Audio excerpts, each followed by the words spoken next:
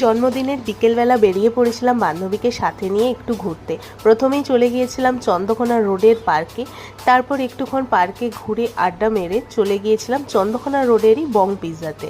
এখানে এত সুন্দর অ্যাম্বিয়েন্স যে বলার ভাষা নেই, আমার তো ভীষণই ভালো লেগেছে।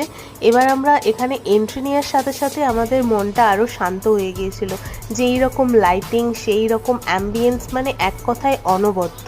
এরপর তোমাদেরকে দেখাবো একটা খুবই সুন্দর ঝাড়বাতি, যেটা আরও অ্যাট্রাকটিভ লাগছিল জায়গাটাকে, রাজবাড়ির ফিল এনে দিচ্ছিল এটাতে।